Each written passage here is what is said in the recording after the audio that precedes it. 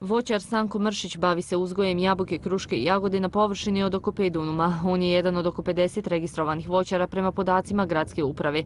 U prilogu ovoj današnjoj situaciji vidimo dokle smo došli, znači ide jako loše.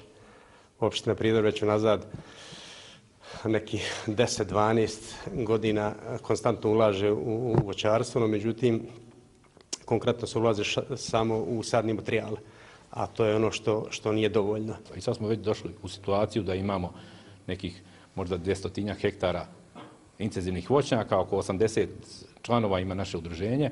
Sad nam se pojavljaju neki problemi koje mi kao udruženje ne možemo prevaziti. Najveći problem pridorskih voćara jeste plasman na tržište i niska cijena po kojoj moraju prodati svoje proizvode jer nemaju hladnjače u kojima bi mogli da ih drže. Zbog toga je glavna tema održanog okruglog stola bila osnivanje zadruge pod nazivom Kooperativa Prijedor. Zadruga je prije svega profitna organizacija, znači ona je interesna organizacija u kojoj se udružuju zadrugari.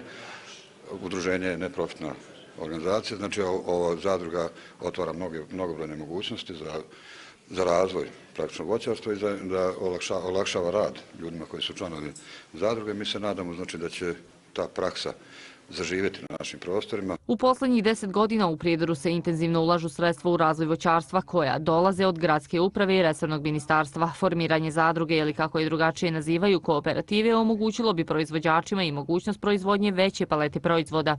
Ono što jeste značaj zadrugarstva jeste i veći stepen finalizacije proizvoda, znači pored sami voća i povrća kao proizvoda uvijek se imaju i razni proizvodi od voća, džemovi, kompoti, rakije, sokovi, znači sve ono tako da se svi ti koji se bave i tim djelatnostima mogu biti članovi zadruge i zadrugari, onda normalno sa jednom kompletnom ponudom izići i na domaće i na strano tržište. Uloga Ministarstva poljoprivrede je ovdje da ukaže na prednosti udruživanja, odnosno da je u principu formiranje zadruge da mnogo toga olakšava našim poljoprivrednim proizvođačima. Bilo da je to ovdje sad riječ o voćarskoj zadruzi, ali što se tiče Ministarstva poljoprivrede, to nije bitno. Mi podržavamo sve vrste oblika udruženja, bilo koje vrste poljoprivredne proizvodnje.